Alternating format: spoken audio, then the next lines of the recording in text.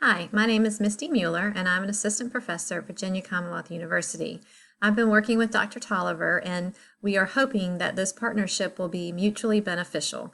My students will be working with you and your students to enhance movement opportunities within the classroom. We are going to do this in a couple different of ways.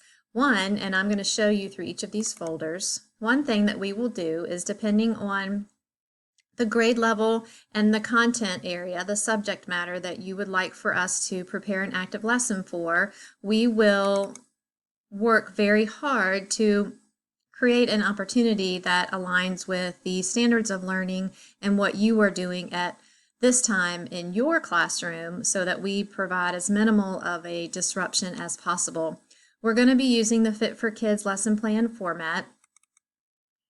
For example, and if you're familiar with Fit for Kids and the movement integration that they are doing, this lesson plan format should not look too new to you. So our students or my students will communicate with you and they will ask you to provide them with a subject and a standard or two that you would like for them to work on developing their active lesson. This is what you will see and have access to. It will give you the purpose, the materials, the length of the lesson, the introduction, and anything else that they need to teach this lesson.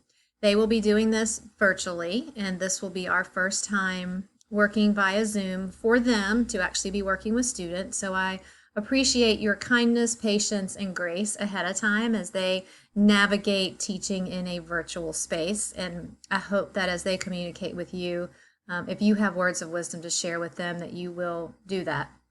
This is just an example. It is not extensive. We will ask very minimal of you. They will have anything that they need prepared ahead of time. So we have our active lesson. I'll come back out of that. And if they need to share a screen, I'm hoping that that would be okay. So this is the active lesson. It's trying to open it, not in Google Slides. So I can come back to that later. We will also provide you with a few activity calendars that you can choose to use or not with your students. Some of them are more specific to fitness and have exercises that you can do or stretches. And then we also did what I call Be Well Bingo. And I'm going to, let's look at this one. And it's not all the way in the screen. Let me see if I can insert a column over here. Okay, so if you can see across the top, it says breathe, enjoy, wonder, eat, love, and play. So if we think about the whole concept of being well or well-being, we want to take into account mindfulness. So here are some examples of breathing methods, things that you enjoy, wonder. So this is more of like the creative aspect of yourself. So allow them to kind of tap into that creativity.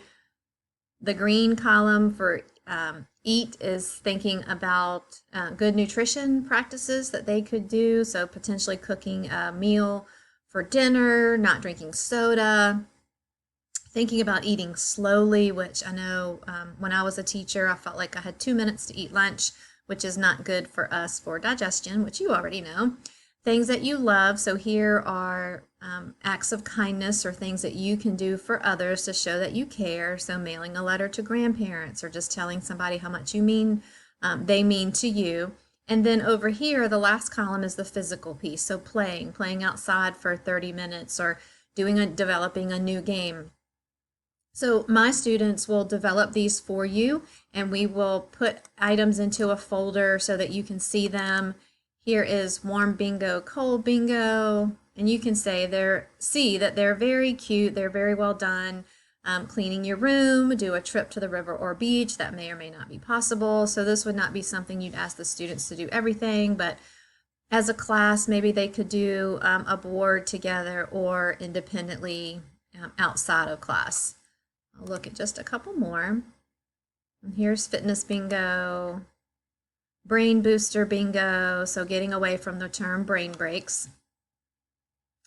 Let me go back to, so we've got active lessons we'll be doing. We'll be working with providing you with some activity bingo card type things. And then I've also asked them to develop activity books, movement activity books, or mindfulness books.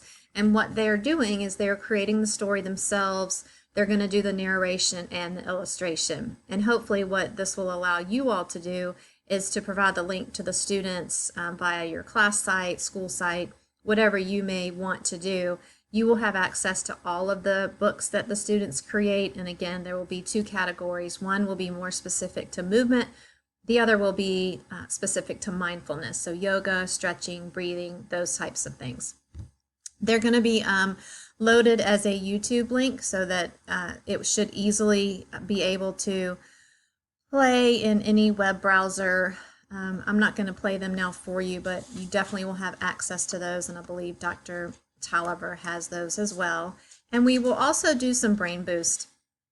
And my hope is that over time, as they develop this relationship with you and the students, that not only will my students gain the appreciation for why movement is important, but also providing opportunities for the students to do some movement while they are at home in this virtual learning space. And I'm hoping that this will also give you some other and additional resources that you could potentially use in the future. What I will ask of you all, I hope, is minimal. One is you will be hearing in the next week or so from my students, probably sometime next week. Today is October 5th that I'm making this video, and they will ask you to fill out a spreadsheet. And in that spreadsheet, what I will ask of you is for you to identify a content that you would like. We're going to, I believe, be working with the students 4 or 5 times, finalizing the calendar now. And you may want them to do all the lessons specific to math or English or social studies, or a couple of each. It's really up to you, or one of each. So thinking through the content that you would like them to develop the lesson. And if that can be an ongoing conversation, and when my students are in your classrooms, when the lesson is over, I may ask that you provide them with some feedback. And also during that teaching time, if it appears that they're struggling, or just kind of help them along, which I'm sure you will. But I really am very appreciative of this opportunity, and I am very excited and looking forward to seeing you all in this virtual setting and learning more, and any tips that you have for these future students on working and teaching through a device. I know that they would welcome that help and assistance. So thank you very much, and hopefully we will see you very, very soon.